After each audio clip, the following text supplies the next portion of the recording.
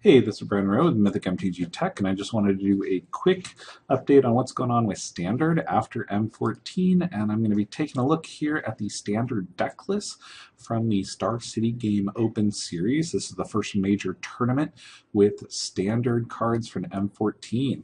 Let's look at a few interesting things here. We've got a wide range of decks, including humans, at the top and the bottom of the deck lists.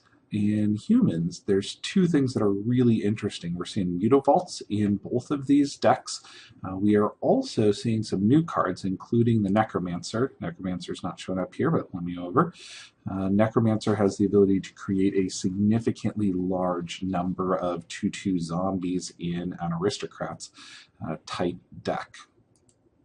Let's also look at the other cards that are in this deck. Most of them are things that you would already expect from a token or human deck. So this is basically your run-of-the-mill aggro deck, and this is not surprising to see directly after a influx of new cards. Aggro decks often go to the top of the list because they are the easiest to create. Next here, let's look at that number 8 mono white humans deck. This is actually my favorite of the two humans decks. It runs 4 Mutavaults instead of just 2. It runs 4 Brave the Elements, which is amazing. It also runs 4 Imposing Sovereigns. I love this card. I put this on as one of the top cards to watch out for in the coming months. This is great in an aggro deck, and this is just the right type of deck to take advantage of it. I've also got some Thalias here, which is great for the to play against the slower decks. Now let's look at the rest of the list.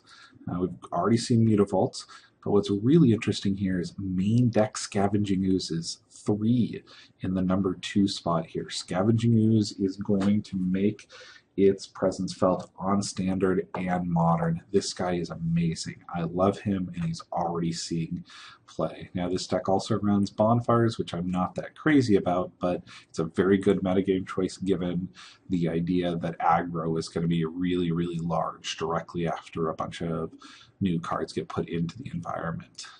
Number 3 here, we've got a mono green deck, which this mostly benefited from Elvish Mystic. One thing to really notice here is the Hydra that everybody's been looking for is not in this deck list. We see 4 Mutavaults again, which rounds out 10 Mutavaults in the top 8 deck list, so that's a little bit over 1 Mutavault per deck. We also see 2 Garruk Color of the Beast. Notice there are no Chandras in these top 8, but 2 Garruks. Garruk can be amazing, and this is the right deck to take advantage of it. That +1 ability is going to draw you 3, 4, and maybe even 5 cards when you're rocking 25 creatures main deck. This is also just very difficult for a control deck to deal with. After your +1, you're even out of range of most of the burn spells in the environment. Number 4 spot here, we've got more of a Jund mid-range, but once again we see 2 Scavenging Oozes right off the top and 2 more in the sideboard. This is what's going to kill Reanimator and keep it dead. Nothing else really spectacular here. I mean, we see the 4 Bonfires again. Bonfires are merely a metagame choice. Once the environment slows down some, these are not going to be the best choice, but they're great against the aggro decks right now. We've got a traditional blue, white, red flash. This is not my favorite build of blue, white, red. I'm definitely a fan of the more tempo, but we are seeing War Leader's Helix in here, which is a card to definitely watch out for in the coming months.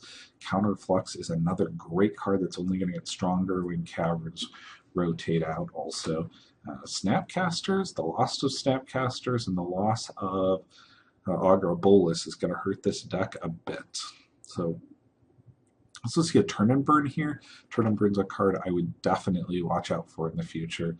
Pillar of Flame is going to be a big loss to this deck, and I'm not sure what could really fill in that spot. Another Jund mid-range, nothing amazing here except 3 Scavenging Ooze main deck and a Scavenging Ooze sideboard. Scavenging Ooze will be around for a while to come. Once again, we've got the Bonfires, but that's merely a metagame choice. Rakdos Return is great against the control decks and something I'd watch out for in the future. The number 7 spot here, we've got a little bit more of an aggro deck. This is actually the style that I really like. It's running 4 Voice of Resurgence, which is great against the fair decks, 2 Scavenging Ooze, main deck there, 3 Gore Plan Rampager.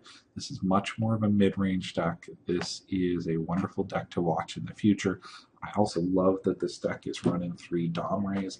Domray is the most underrated planeswalker right now. I can definitely see him jumping up to 25 or so while he is a powerhouse in Standard. When you're running 30 creatures, there's a really good chance you're going to be able to draw extra cards off of him.